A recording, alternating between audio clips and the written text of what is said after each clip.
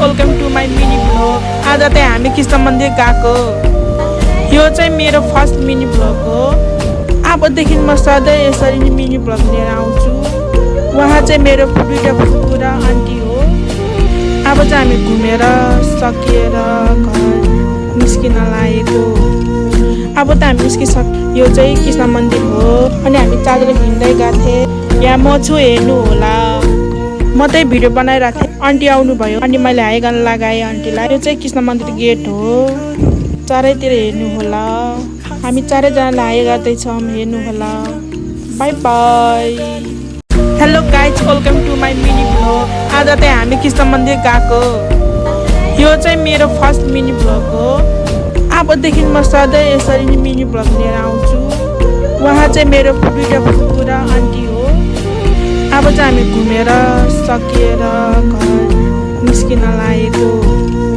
अब त हामी निस्किसक्यो। यो चाहिँ कृष्ण मन्दिर हो। अनि हामी चारजना हिँड्दै गएको थियौँ। यहाँ म छु, हेर्नु होला।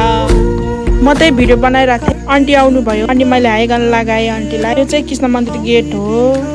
चारैतिर हेर्नु होला। हामी चारैजनाले हाई गर्दैछौँ, हेर्नु होला। Bye bye. Hello guys, welcome to my mini blog. आज चाहिँ हामी कृष्ण मन्दिर गएको। यो चाहिँ मेरो फर्स्ट मिनी ब्लग हो। अबदेखि म सधैँ यसरी नै मिनी ब्लग लिएर आउँछु।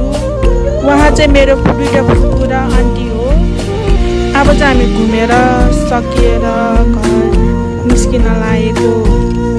अब त हामी निस्किसक्यो। यो चाहिँ कृष्ण मन्दिर हो। अनि हामी चारजना हिँड्दै गएको थियौँ। यहाँ म छु, हेर्नु होला।